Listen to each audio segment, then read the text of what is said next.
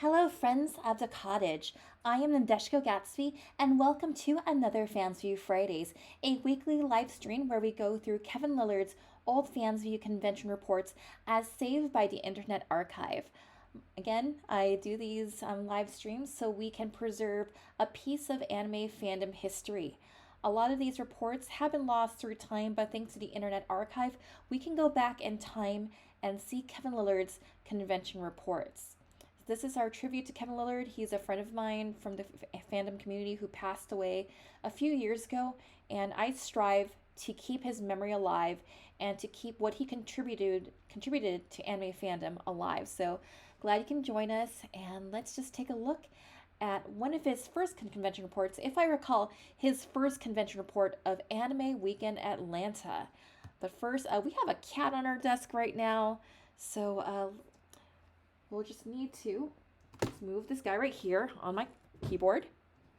And now we can go ahead and just take a look at a fan's view of Anime Weekend Atlanta. When I was a child, I grew up next to the TV set that showed limited animation Hanna-Barbera cartoons, the lusher Warner Brothers shorts, and my favorite, Mighty Mouse. Now, an overgrown adult, I realized those days conditioned me to become a fan of the unique brand of animation produced in Japan. Hoping to have a good time and meet some unseen online friends, I hopped on a plane and headed to Atlanta for Anime Weekend Atlanta, the South's leading anime convention held on November 14th through November 16th, 1997. Click on the pictures below to see what happened. Okay, Friday, November 14th, 1997. How many of you remember where you were on Friday, November 14th, 1997?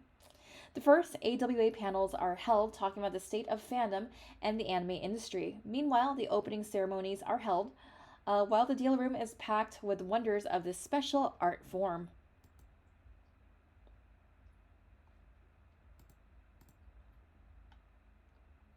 Okay, the first AWA panel looked at the state of anime fandom in the US and the state of anime in general. So let's just take a look here. What was the first panel he covered? Okay, Fandom 101. What is Fandom 101 from the perspective of 1997? And you can kind of see like an old advert here for US anime. Shita Jiki Lami, I'm not sure what Lami is. Dojinshi, clear file posters, and postcards. Maybe someone in the comments can tell us what Lami is. The Fandom 101 panel cut to the heart of the issue. Why do so many Americans enjoy a Japanese art form? Said Dave Merritt. We wouldn't be here today if American cartoons in the 80s didn't suck.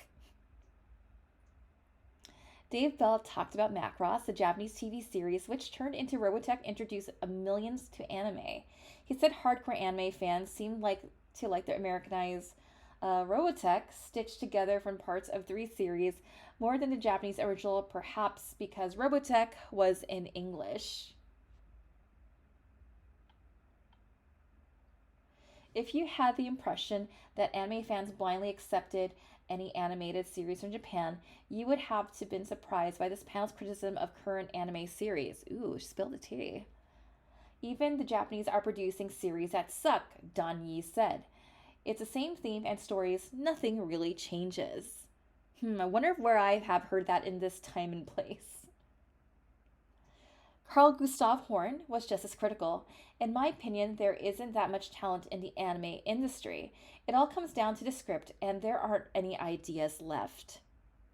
Enjo Vecchio of the AWA staff noted that in Japan, 10 to 15 years ago, they were looking at In Japan, 10 to 15 years ago, they were looking at, is it anime series a good show or not? Vecchio and other panelists pointed to a toy and merchandising tie-ins as a driving force factor behind the anime series. The guy assembling this webpage will take the opinion that the panelists weren't as hard on anime as they sounded. The deeper you get into the pursuit of any art form, whether it be Bach cantatas or Shakespeare sonnets, the more you see the structure and less of the underlying emotion you feel. Besides, Every genre has its conventions and cliches, and it's too easy to look at the standard forms of modern anime series, such as a teenager with magical power shows, and see a flaw instead of a show that fulfills the audience's emotional need. I guess you can also say the same thing about isekai these days. Like how many more of those? Like, hi, I'm a garbage can in another world. While some talked, others crowded the dealer room, and a select got gifts. All right, let's see what the dealer's hall looked like in 1997. A fish, a ryoki, and a room of wonder. Looks like the images aren't loading on here, sadly, but we can read some stories here. The guy assembling this webpage first met artist Leah Hernandez through the Japan Roundtable on Genie. One of the in jokes that developed was the sacred salmon of correction, a fish wielded by the anime goddess to punish those who went astray. The promise of a fish for Leah was kept at AWA, although it was a Disney flounder rather than a koi. Another Genie Desnian. Okay, Genie must have been like Discord or MIRC or some sort of like BBS at the time. Can someone like in the comments verify, and if you're old enough, tell us what Genie is? Maybe provide some context here. Another Genie Desnian was Hugh Miller, nicknamed Badger, big Shiro Masamune fan. A search for a Badger themed gift fell through, and the substitute produced in desperation was this Tamagotchi Halloween costume. It was too small for Badger to wear, but he liked it anyway. I'm so sad that the photos aren't loading. The photos are gone. I'm so sad. The highlight of any major anime convention is the dealer's room. For fans of Japanese art who are used to seeing only a token sprinkling of anime merchandise in a comic book store, the AWA dealer room is a wonderland of gadgets, tapes, books, and more, such as this collection of toy mecha for sale.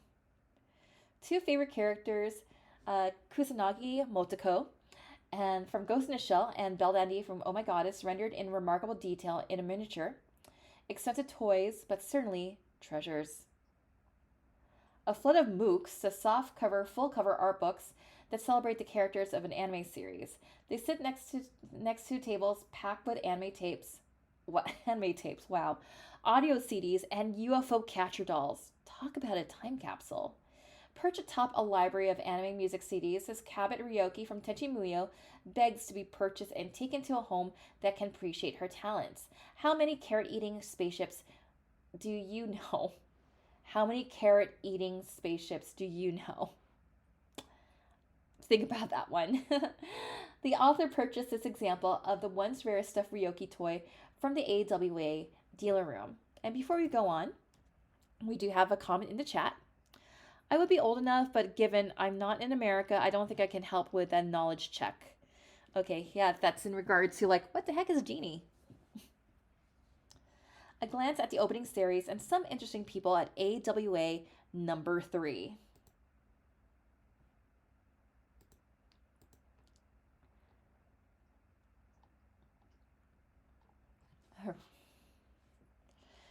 Yeah, we should like summon Rams to get his butt in here. Where is my moderator? Baseball games start with the ceremonial. Baseball games start with the ceremonial throwing of the first pitch. AWA begins with a ceremonial candy throw into the opening ceremony audience, handled here by Joe Vecchio, Lev, and Dave Merrill. The throw's accuracy was noted as one piece of candy hit this author in the head. Fortunately, the author's camera was undamaged. Because no camera would have meant no picture for AWA leader Lloyd Carter, whose appearance whipped the crowd into a frenzy. Carter delighted in telling the ceremony how AWA 3 had broken all attendance records. The convention had a warm welcome for Amy Howard, a woman who changed their lives. Amy was the voice of Nova in the dubbed Star Blazer series that drew many of the older AWA fans into the world of anime. Amy's popularity grew when she provided a cigarette lighter for another AWA tradition, the burning of a card from the Magic role-playing game. For reasons too complex to be discussed or explained in this forum, hardcore anime fans hate Magic players. Wow, how times have changed. Meryl's burning of the magic card drew the largest cheers of the night. I probably need to look up that lore about like hardcore otaku like hating on Magic the Gathering players. I was not aware of that. Leah Hernandez left got up to meet fellow artist and anime fan Ellen Winkler at the convention. Ellen spent several years working for San Antonio-based Antarctic Press before setting out on her own. And costume play begins with the arrival of the first Daikon Bunny Girl. Rana characters, as always, are extremely popular, but Final Fantasy costumes seem to be on the increase in 1997.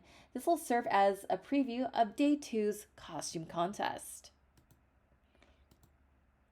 All right, and that's just Day 1, people. All right, let's move on to Day 2, Saturday, November 15th. Where were you on Saturday, November 15th, 1997?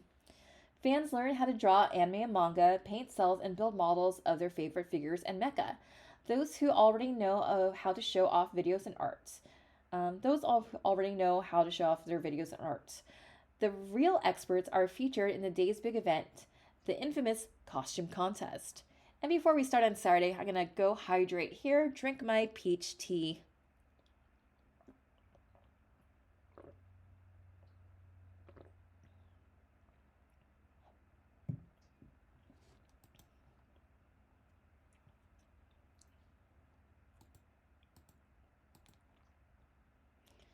All right, let's just check this out here. AWA Day 2. This is a day the convention moved into full swing with the artwork panels, a dance, and the big costume contest. All right, rendering 2 dimensions into 3 and rendering 2 dimensions into 3 and in miniature, the challenge of anime model builder. Okay, we do have photos. Yay! AWA Model Building Seminar. If you've seen a copy of Hobby Japan magazine, you've marveled at the intricately detailed 3-dimensional models of anime and manga characters. The love of that special art form brought AWA members to attend a demonstration staged by master model builder Bill Mayo. Mayo? You don't get the best results from anime model building without hundreds of hours of work. While model dealer John Long said assembling models isn't as hard as it seems, he warned that it takes long hours and effort to get things right. It's not like a model car that you can do in a night. These take weeks and months, Long said. An example of that effort. This model is ready for painting after 2 to 3 hours of standing to prepare the plastic surface for color. Expert model builders recommend 250 grit sandpaper for this work. A Dremel motor tool can also handle this job, they said, but it can also leave a gritty surface. The tools of the trade for the model builder can convey items to prepare the exterior and interior of the models. Not seen here is a variety of paint to create a lifelike appearance. Convey said that the prosaic items, such as the auto body paint primer on the Krylon brand primer, make good primer for models. This Sailor Moon character appeared 1/3 done, with a final paint coat and assembly left to be finished. Its builder said he spent 1,000 hours preparing the kit to this point, extra time needed because of the lower quality plastic used. Model experts warn that some molds can produce only 100 good copies. Beyond that, the copies are flawed by what they call model breakdown. The finished product of one model builder stands amid the forms not yet prepared for assembly. The author is very impressed by the effort and skill that lead to creation of these miniature masterpieces. Anime and manga experts settled the hot issues of the day in AWA's Saturday panels. It looks like our friend Steve Bennett is in this one. Yay! Sad, we don't have photos. Fred Perry draws spontaneous applause at all of his AWA appearances. One of the leading artists in the Antarctic press table, Perry has effectively merged his Gold Digger characters with Ninja High School universe. Perry is a classic example of a fan artist who has been a success as a professional. Pat Duke once worked with Perry at Antarctic before creating Radio Comics, which handles many of the manga titles dropped by Antarctic. Duke and Ellen Winkler had AWA's best collection of Ippongi Bando Jinshi, until this author bought it. Two AWA guests have links to the famed Star Blazers, aka Captain Harlock series. Bruce Lewis has written and illustrated the Star Blazers comic that keeps the series alive and fresh in the US. The other Star Blazers guest is Amy Howard, who voiced Nova for the English dubbed TV series. Howard told fans how she was working at an acting school when she got the call for the role. Before they got the words, "Are you interested?" out of their mouths, I was out the door and headed for the audition, Howard recalled. The mysterious Pocky Man. Learn his secrets at this link. Okay, I want to see if this link still exists. Does it?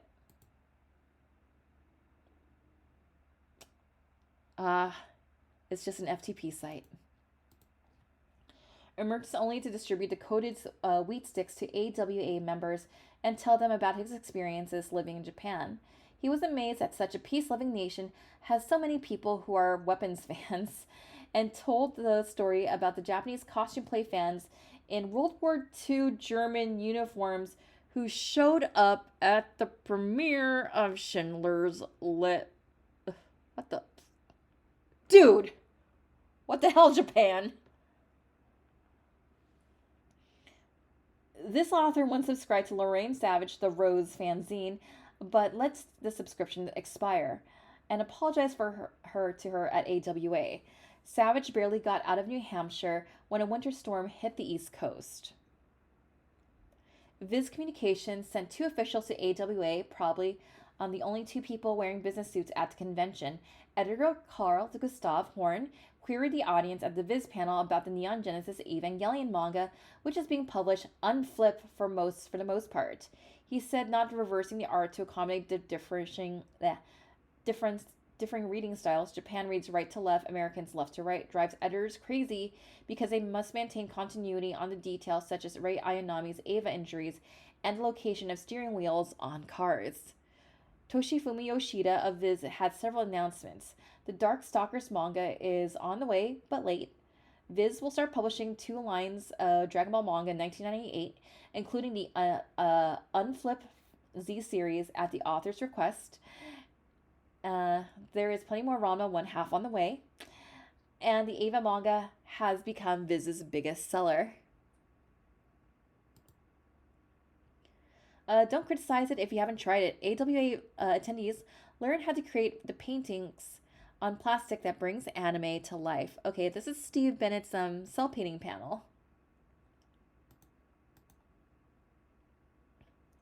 Painting cells to clear sheets of plastic that are photographed and turned into anime is not a leisurely artist endeavor in Japan. It's a high-pressure, low-paid assembly line.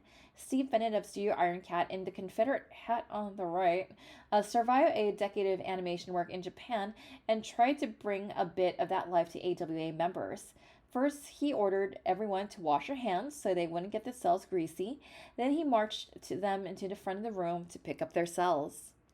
Cell is the correct spelling with one L for drawings on a clear plastic. Before they're ready for photographing on the animation stand, they must be colored, and this is where the cell painter comes into play. Bennett circled the room and instructed the workshop students on the patient care that they needed to use properly to complete the task. This workshop produced one of the author's favorite images of AWA, a young woman in a carefully prepared Pretty Sammy costume sitting down to color a cell of Lum from Urusei Yatsura, one of the author's favorite characters. While the author is a Lum fan, he is no artist. Selecting a Lum cell for those provided by Bennett, who spent years drawing and coloring Lum from Studio Pierrot, the author tried to recall the color combinations he had seen and made a valiant effort to recreate the character's distinctive look. This is as far as the author got, an amateur's attempt to recreate the coloring that a professional would generate. After his tentative painting mixing experiment produced this reddishly pink face on the Oni princess, the author gave up while he had caused minimal damage to the cell. This is the way Lum should look as portrayed on the cover of an audio CD purchased by the author at the AWA dealer room. I'm glad we got some photos for this one. It's also sad too because I was in a voice chat where People were saying like, yeah, like these days, Steve Bennett wouldn't be invited to an anime convention, but I honestly think that this workshop would still do well at anime cons these days. But that's just my opinion. Japanese anime fans raise costume play to an art form, and AWA fans do their best to match those efforts at the costume contest. All right, let's see if the photos will load.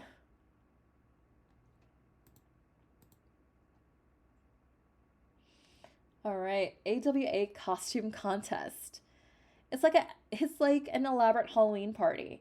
It's like a fantasy come to life for anime and manga fans. Dozens of people captivated by the vivid images from Japan work for weeks and months to create costumes of their favorite characters.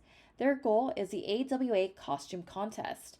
An overfull crowd gathers to look at the ultimate fans, those who love characters so much that they want to become those characters. No commentary would justify the impact of seeing a hotel hall full of figures who look like they just jumped off the TV screen. Let the pictures tell the story. All right, let's see what we can load here. I don't know what this is. It looks like a bee kind of thing. I want to say this is from a fighting game because this looks like Robert Garcia from King of Fighters, I think.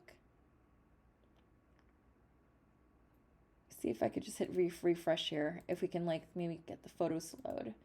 Okay, I guess these are all the photos that will load. So sad. If you want to see more cosplay photos, check this link from Widio Santoso's page. Santoso from Australia has compiled a definitive list of cosplay websites, including this page. I wonder if this is still up. Oh wow, it's still up. You know what? Let's get back to this once we're done with the report because I'm curious. Okay, that was a costume contest. Let's go to Day 3. Rather than spend a Sunday at AWA 3, I attended a Napa 500 NASCAR race. Head into this direction to see the Winston Cup essays. After my busy weekend that was split between anime and automobiles, I had some final thoughts I want to share. You can reach them at this link. I'm kind of curious to see what he had to say about NASCAR. On the final day of AWA, I played hooky from the convention and headed into the Atlanta Motor Speedway for Napa 500, the final race of the 1997 NASCAR Winston Cup Championship.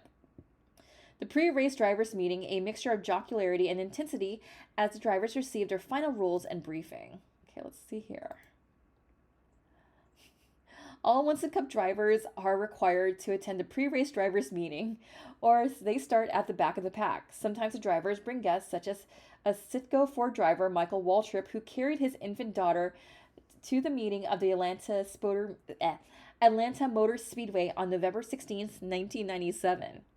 Sometimes the drivers have a little fun, such as Miller Lite Ford driver Rusty Wallace, who once won a Winston Cup championship at Atlanta. But as race time approaches, the drivers undergo a change. You can see Dale Earnhardt, driver to GM Goodwrench Service Chevrolet, getting his race mood as his crew chief Larry Reynolds tries to keep a good mood. The change also shows on the face of Dale Jarrett, Ford Credit Thunderbird driver and Winston Cup championship contender. A few minutes before this image was captured, Jarrett was joking and smiling, but it's race time now, and the second generation driver is serious and intense. It's so surreal, reading about NASCAR, in an anime convention report. Even during his American Speed Association Championship days, Mark Martin, was focused on his racing with the Winston Cup Championship at the line at Atlanta. Martin looked as if he was carrying his personal intensity to a new level. Words can't describe the look on the face of Ward Burton, driver at the MBNA American Pontiac. Hendrick Racing teammates Ricky Craven, driver of the Budweiser Monte Carlo, and Winston Cup point leader Jeff Gordon, driver of the DuPont Refinishes Chevrolet, seemed to inhale every word for the NASCAR race director during the drivers' meeting. Gordon had to start the race from 38th place when he first damaged his primary car in the strange low-speed pit road wreck, then blew oil over his tires during the time trials and nearly crashed.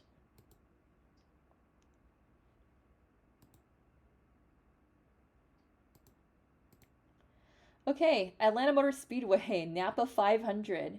Jeff Bodine led the pole on the QVC Ford number 7, but Ward Burton was faster in the MBNA America number 22 that took the lead.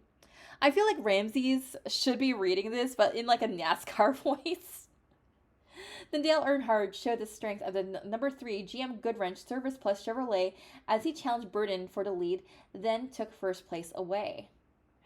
Meanwhile, championship contender Dale Jarrett had trouble all day in the Ford Credit Thunderbird number 88.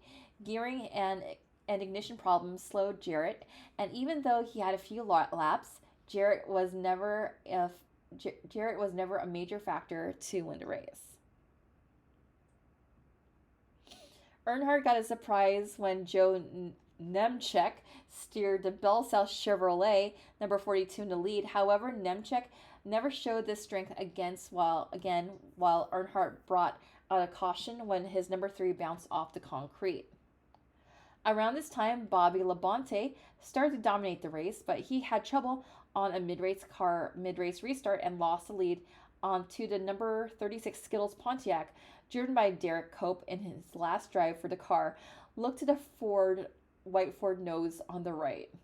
It belonged to Mark Martin, whose number 6 Valvoline Ford was the only car capable of running with Bobby Labonte. Late in the race, Martin's crew gained the lead by changing 2 tires, while other crews changed 4. It would have worked, except that Martin's engine went sour a few laps later. That returned Labonte to his dominant position over the field, and he won the Napa 500 going away. Martin and Jarrett needed to win the race, while Winston Cup points leader Jeff Gordon had a bad day. Gordon had his share of bad luck at the refurbished Atlanta track, losing laps to an ill-handling car, but Gordon ran a number 24 DuPont refinishes Chevrolet just barely well, enough to win the 1997 Winston Cup title. There you have it. We're talking NASCAR on my stream. The cottagecore VTuber in her virtual cottage is talking NASCAR. All right, let's read Kevin's final thoughts on AWA number 3. And before we do that, I'm going to go ahead and hydrate some.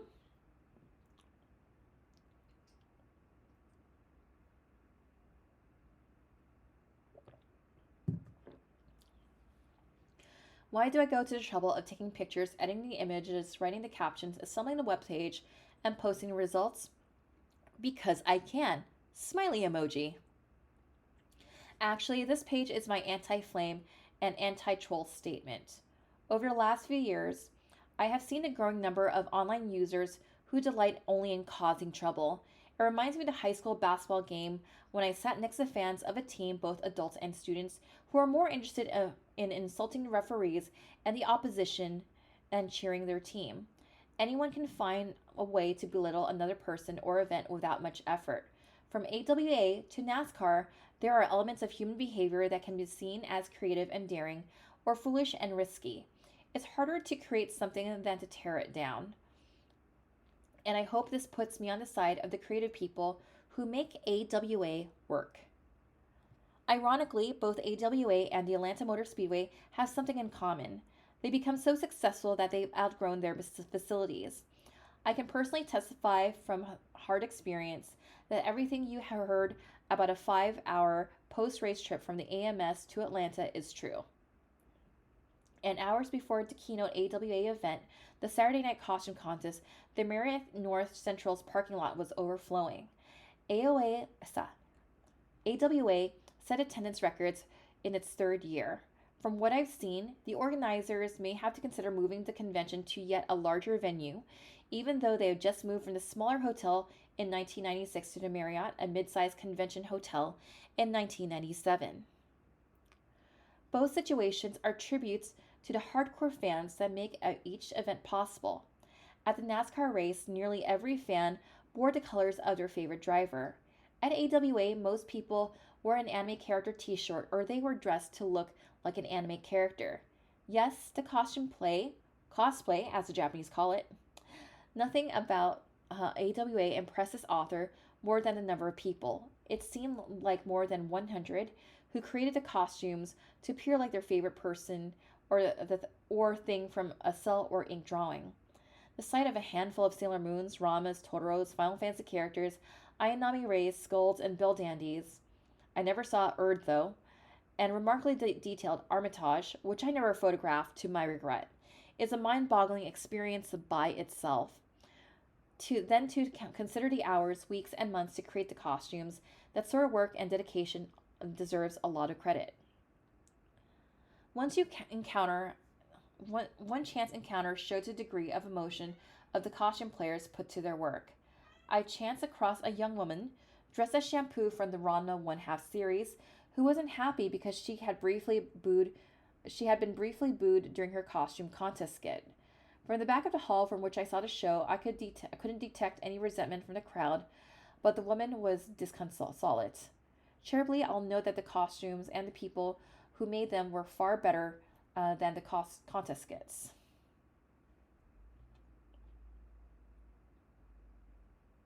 The final tribute to AWA is the life it pumped into the Marriott in North Central.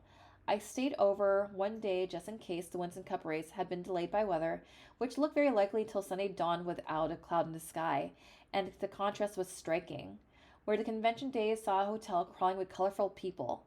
Monday saw a few business travelers creeping through the hall. The only legacy of AWA was a group of wet paint signs where hotel maintenance had to touch up the well-used elevator entrances. If you were directed to this page and hope to see more material, especially from AWA's concluding day, I apologize. When I decided to attend AWA and noted that it fell the same weekend as the season concluding Winston Cup race, I had to make plans to see both events. I have friends in racing and was fortunate enough to spend time with them at AMS. By spending 2 days at AWA, I passed upon a Saturday ARCA race that was better than Sunday's Winston Cup race feature. By attending the NASCAR race, I forfeited AWA events such as the online fan panel, something I wanted to attend and learn about how other anime fans were drawn to the hobby through venues such as the Genie Japan Roundtable. Okay, we gotta research this. What is Genie Japan Roundtable? Whose former residents led me to start up this dm.net site and attend AWA. I think I got a good balance from the 2 days at AWA and 1 day at AMS. I hope I was able to convey some of the enthusiasm for the convention and the intensity of the stock car race. And I thank you for visiting this page. Thank you so much, Kevin Lillard, for sharing your thoughts on AWA 3. And that was his first convention report, and we also got to talk a little NASCAR here. So let's look at this Woodya Santoso person's website here. Let's take a look at some of the ancient artifacts.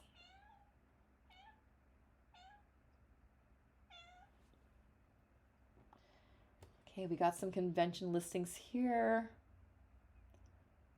Do these just link to the conventions themselves?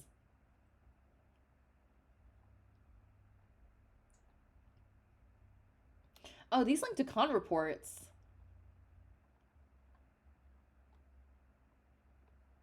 Just taking a look here. All eyes on me. I know Anime Ing.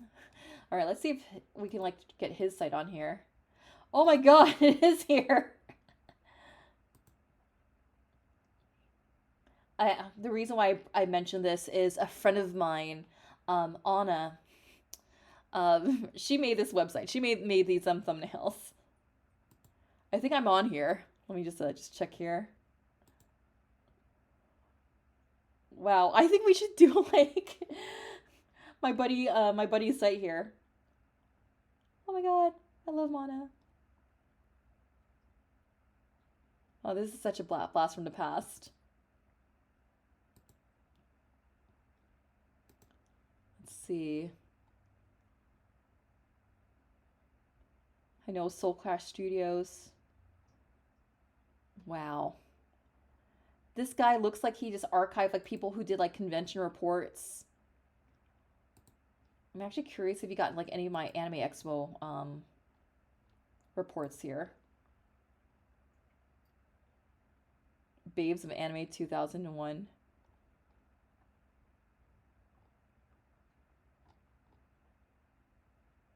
Nope, it's not in here.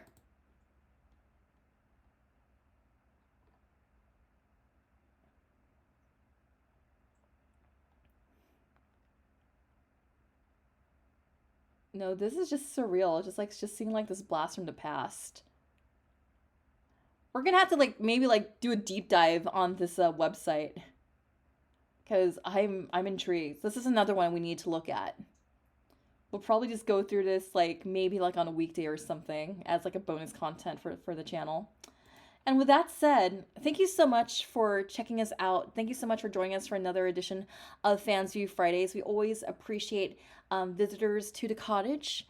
And with that said, do check out my book, The Fangirl Diaries, which is coming out January 2025. It's coming soon from McFarland Publishing. You can pre-order the book. You can see the link in the bio. You can pre-order it on Barnes and Nobles. And if you want me, if you want me to have me as a guest at your local con, so I can sign a copy of your book, please let your cons know that I'm to bring me on as a guest. I can provide panels. I can do judging for cosplay contest.